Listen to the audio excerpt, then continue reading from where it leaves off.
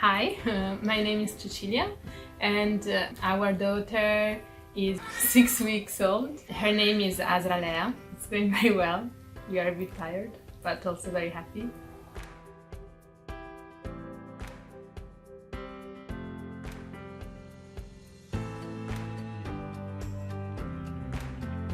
I wanted a natural birth, or as natural as possible and as unmedicated as possible.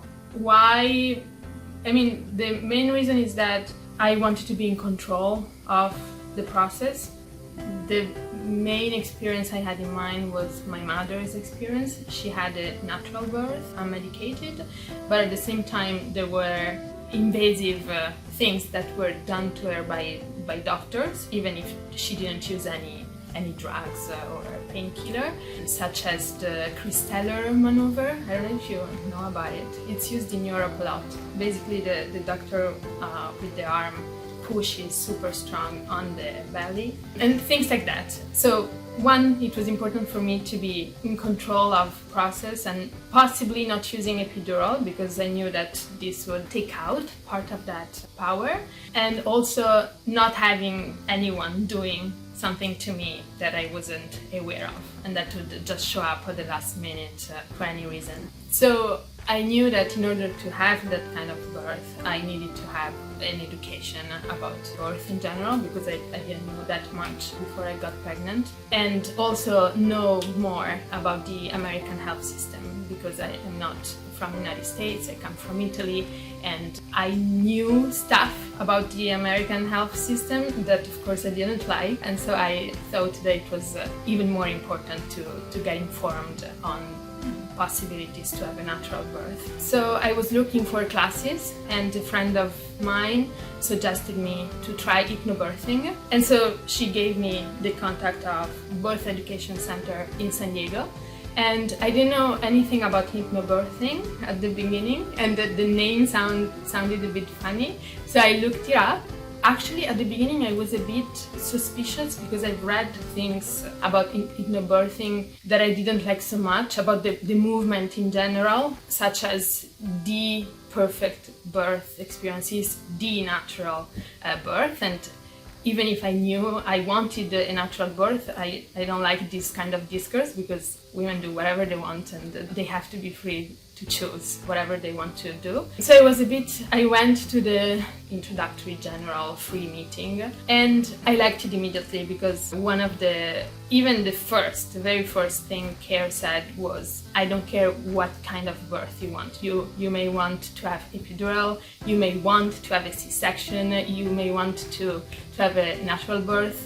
We are here to support whatever choice you make. And this was very important for me to hear such a thing, so I was convinced that would have been a good class to take. I think it was an extremely helpful course, because it came with also a lot of readings that we did. Among the books that I've read a couple of books, and one of the most important and useful one was Ina May's Guide to Childbirth, which was a very helpful book. And hypnobirthing class was basically, I had the book knowledge that was helpful, but I missed kind of the human and practice knowledge that should go with the book knowledge, meaning discussing with the people that went through the process in first person, and then a lot of times with other women. This was extremely important to receive this kind of knowledge based on real experience. And it was also very useful to share information and also feelings with other future parents, and just feel that you are part of a broader community. And I learned that in San Diego the community for natural birth is very strong, and so we felt very lucky to be here to have our first child.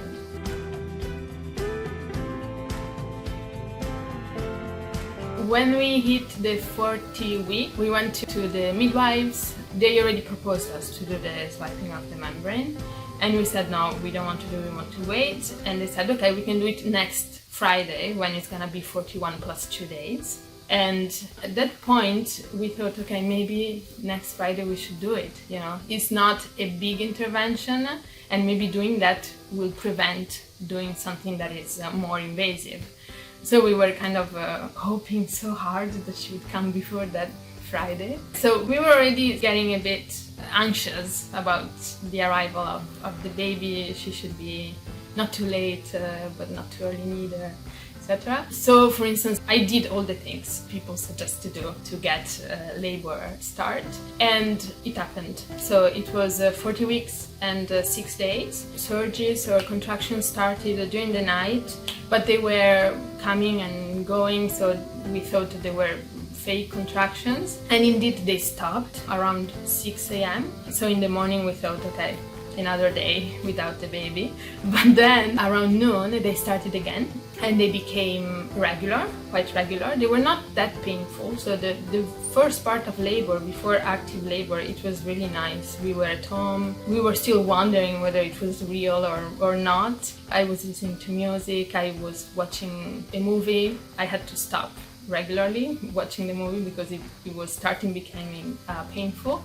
And we did like this. We were relaxed at home. We called our doula, telling her, also during the night we kept her updated. And then around 5:30 the contractions became really intense. I couldn't talk during the contractions, and we called the hospital, and the nurse on the phone, she heard that because I started talking over the phone, and when a contraction arrived I couldn't keep talking. So the nurse said, and so I handed the phone to my husband, and the nurse said, okay, I think you should come in because she can't talk through the contractions, so it means that it's time to come in. Our doula couldn't come because she had a family emergency, so she sent replacement doula who reached us at the hospital. She arrived 20 minutes after we arrived. When we arrived at the hospital, they admitted me right away because I was already dilated enough.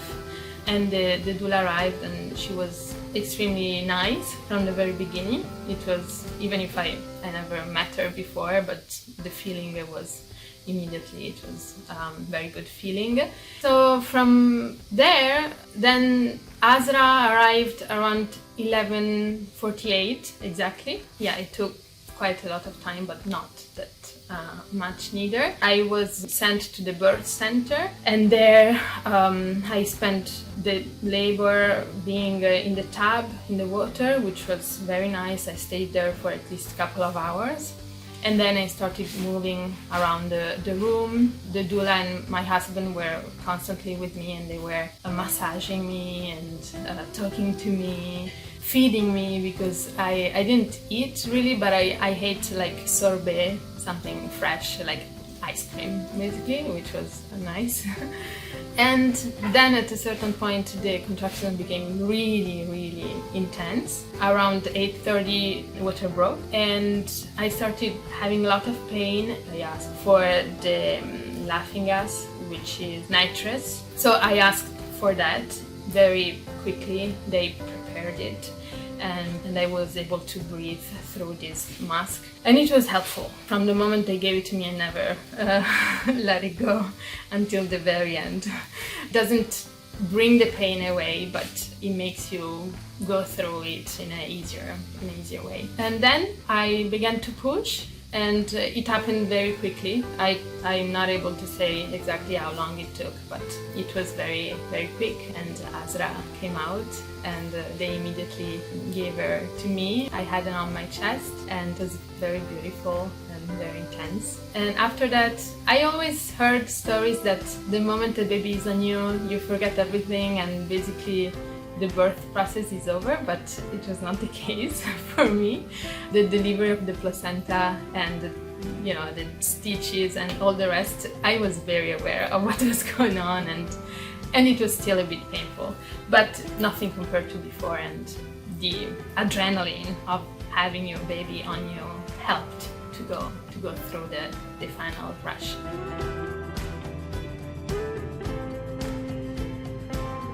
When they put her on me, I was shaking so much. because of adrenaline, the midwife said. I felt I was almost in a totally different place, and it was a bit the shaking, the adrenaline, the situation of my body, and the fact of having her on me, both things put me really in an abnormal situation, mindset.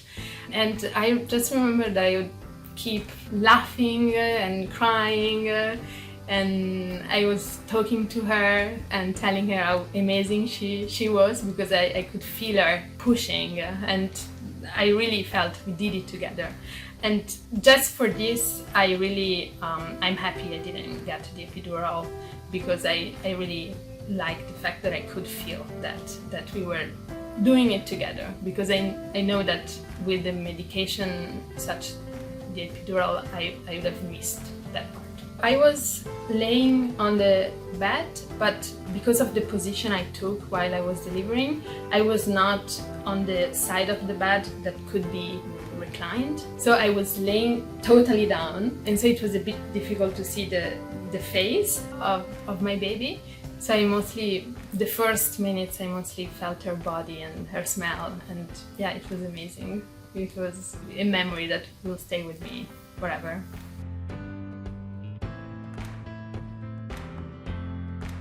So during labor, what the doula did that was really helpful was massaging in the right way and in the right spot, and helping my husband to do that as well, and to have a massage that was not too intense but not too light. I mean, she really found the perfect equilibrium for the massage. And another tool that was really helpful was during the pushing phase. I was pushing too fast, and I was told to try to slow down, and probably my breathing technique was not as perfect as it should have been, because it was not helping me so much. But the doula told me to breathe in a certain way that would slow down the pushing urge, and it really worked well, and I couldn't never thought about it if she didn't tell me. So these two things were really important for this session, essential.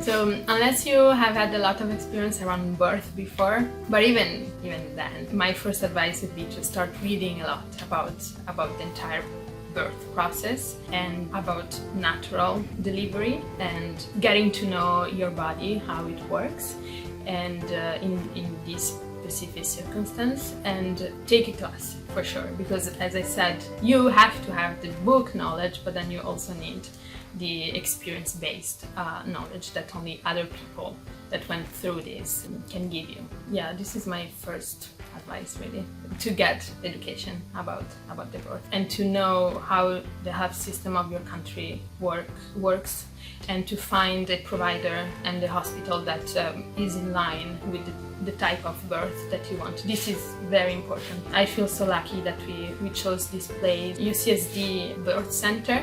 We were really happy about the way they treated us, the entire process. It was very nice. The midwives were super good after the birth. They never took the baby away from us. All the exams that were done in the room with us, and they were explaining us, each of them, what it was for, why they were doing it, etc. So yeah, get an education and choose the right provider and the right hospital or birth center or set in which you want to have your baby.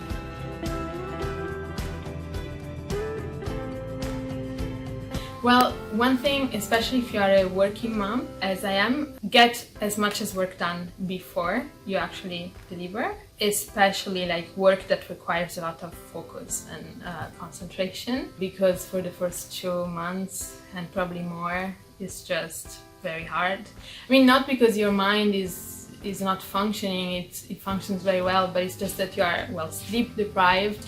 And also you are not mobile anymore, because you're constantly breastfeeding, if you breastfeed, or you're constantly holding the baby. So it's harder to be as functional as you were before. So get as much work done before you deliver, and then get also as much sleep before you deliver, because definitely the first big change is that you won't have a full night of sleep anymore. It's something that will be in your memories only. Get plenty of support from family and friends. We live in a country that is not our country where our family is, so this was a bit difficult for us, but we were lucky to have my parents, so 2 people with us for the first month after the birth. And they were really essential because they took care of the house, of food, but also after a night of 0 sleep, they took care of the baby during the day so we could sleep.